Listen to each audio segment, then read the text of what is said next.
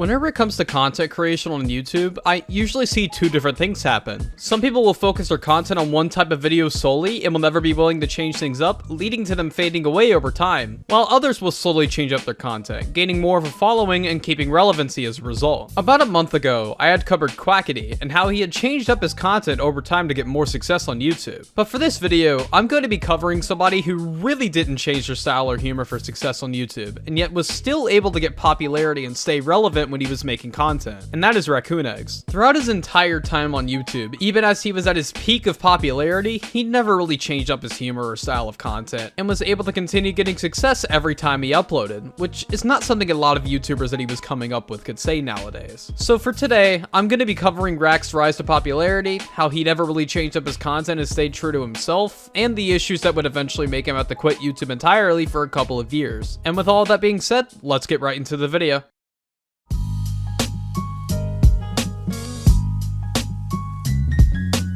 Now, in order for me to establish how Rack didn't change, I feel like I need to go over the history of his channel and how exactly he made his content from the start all the way to his most recent videos at the time that this is being scripted. Some of this stuff might be outdated after this video releases, so just keep that in mind while watching this video, and let's get into it. Rack started making his videos on the RaccoonEggs channel on January 27th, 2016. I really have no idea if he had a channel before this, so let's just play it safe and say that this was the start of his YouTube career. And he started off here with a video, MLG Raccoons. Yes, his first video was an MLG video, because that's what every YouTuber was doing in 2016, I guess. But while this was his first video, making MLG videos wasn't what he mainly did while starting out. And honestly, I'm glad. Looking over his older videos was much easier once I realized that, but that's besides the point. Rack made a variety of different content whenever he was starting off on YouTube, with the most notable videos being the ones about CSGO. These videos can mainly be described as the funny moments type of videos, where someone just clips the funniest parts of a recording of a video game and just puts them all in a video, which would eventually become a formula that would give Rack a lot of success. These videos started out rough for sure. In terms of mic quality, editing, and Rack's general personality in the videos, they weren't exactly the greatest to say the least, but that's expected for anybody's first videos anyways. What's important about this though, is that it set up the basic layout for his content. If you look at most of the content that blew up his channel later on, you'd come to find that the videos themselves are very similar in structure, albeit with the new ones being way better in terms of actual content. So to see him set this stuff up early on his channel was very cool to me, to say the least. But let's flash forward to mid-2017, since a lot of the other stuff with his channel isn't exactly important to mention here. RaccoonEggs had started a complete rebrand of his channel. The actual concept was just him doing similar CSGO content to what he was already doing, but what changed was his thumbnail and title schemes, which has stayed consistent even to this day. And these videos are what made most people fans of him in the first place. For me personally, it was pretty refreshing that a YouTuber of his size wasn't afraid to push boundaries and really didn't care about what type of jokes he would make. I was a fan of a lot of people who used to have edgy content as the main basis of their channels, with most of these guys either leaving or doling their content out entirely. I don't blame anybody for doing this, of course, but I can't pretend that the content that they put out after the fact just wasn't as interesting. So for somebody that loved the edgy era of YouTube like myself, Rack's content was the perfect thing for me, and it seemed like his audience agreed with me here. And I guess it also helped that he never really backed down on his humor after getting popular. He kept this same style all throughout his channel, and although he was only really popular for a couple of years, that is still something that I could respect about him in a major way. Again, many of the channels that I used to watch for edgier content doled out their content over time, so it was cool to see someone who never really did that, even as he was getting more popular. In fact, he seemed to completely double down on the humor, saying some pretty edgy stuff in a lot of his videos. But to get back on track here, after this rebrand, Rack would go on to collab with people like the Misfits, start a podcast with Call Me Carson and the narrator, that definitely didn't end because of some stupid stuff that I do not want to talk about. And over time, Rack blew up on YouTube. He went from 3,000 subs to 100k in just a year, and hit 500,000 subs just months after that. And everything seemed well on his end. He started a new podcast with JC the Caster, which was still going up until recently, and he hit 1 million subscribers by the latter half of 2018. What could go wrong with his success? Well, over the next year, Rack would start to upload less and less. He uploaded a video hinting at the possible end of CSGO content on his channel, and one more video after that, and after this, he would seem to disappear entirely. Which leads me to my next section.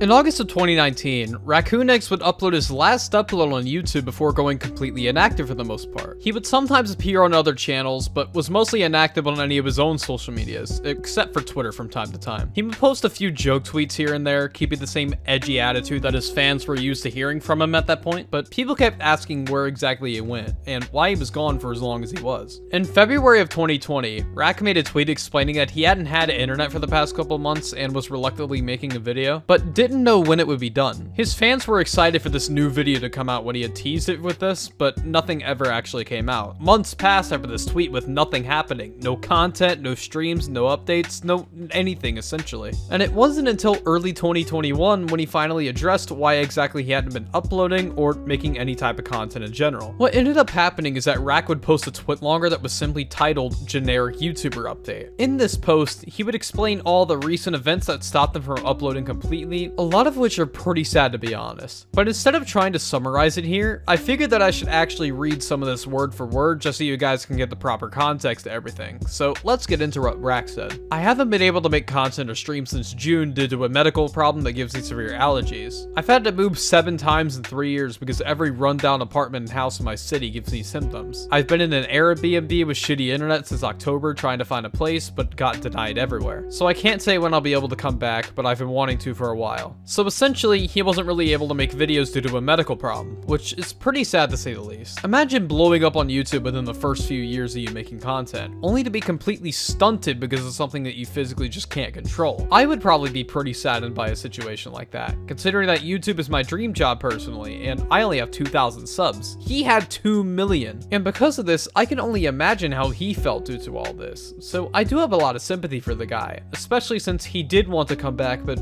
really couldn't. But luckily, this wouldn't be the last time that people would see Rack on any platform. He started to become more active on his podcast with JC the Caster, Homie Talk, and according to his Twitter, he did start to do some Twitch streaming as well. And this all leads up to 2022, when he made a video where he came back to YouTube in some shape or form. In this video, Rack essentially just explains what he had already told us before in his twit longer a year prior, but also includes the clips of 2 unfinished videos that he was making before he left, so that was cool to see. This video proceeded to get 2 million views, showing that even while he was gone for 3 years, his fan base was still there to support him in his endeavors. Not many YouTubers would be able to keep an audience if they left for a year, or even a few months, so this is pretty impressive stuff to say the least. But Rack didn't just leave his fans with this video. He also came back months later with 2 videos, a CSGO video and one on Minecraft, both of which getting more than 800,000 views, which for a channel that was as inactive as RaccoonEggs' channel was, that's pretty impressive. And with all of these newer videos, he never really lost his sense of humor. I like that he really didn't change throughout the years. It seems like maybe he isn't playing up his personality for his videos as much, but other than that, there's virtually no difference. Watching his videos before these, and then watching these recent ones, it really did seem like he never left, which I could tell that a lot of his fan base also felt from the comments. All seemed good from that point, but there is a chance that we might not see Rack make any more videos for a long time after this, as something pretty saddening came out. A tweet from the Homie Talk podcast Twitter account revealed that somebody close to Rack had passed away, and due to this, the podcast was closed for the time being, and might not come back. And my guess is that Rack probably isn't going to upload on his main channel for the time being because of this either, but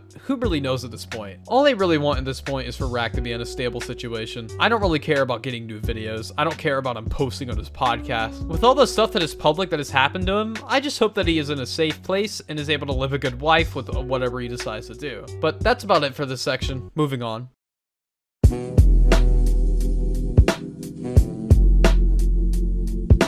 What exactly happened with RaccoonEggs is pretty interesting to me, honestly. If you've watched my channel before, you'd know that I don't really care if people change up their content over time and how they act online generally, but I also do find it to be pretty cool when someone can stick to what they originally got popular for and what their fan base liked them for initially, and continue to get massive amounts of success from it. And I know what some of you might say, well, he was only making content consistently for a few years, and that is true, but I've seen many YouTubers switch up way quicker than that, and we have no idea what Rack would have have eventually done. But considering that whenever he did come back, he was making the same type of content that he made in 2018, I think it's safe to say that he probably wasn't trying to change things up much. I commend the guy for being able to put up the content that he's been able to put out so far. I wasn't a fan of his when I was younger, but while researching this video, I've watched a lot of his content, and I can absolutely see why people loved him. His content and his humor specifically reminded me of an older era of YouTube, and I can't help but respect him for it. And with that, I think I'm ready to conclude the video. Thanks for watching. If you want to support my other content, there's my second channel, Twitter, and podcast. I also have a members button if you want to support me financially, since I know that half of you here have an ad blocker turned on. Let's be real here. But if you don't want to do any of that, you don't have to. Just watching this video is enough to support me. And with all that being said, I'm done with this video. Oh yeah, one last thing. #FLM.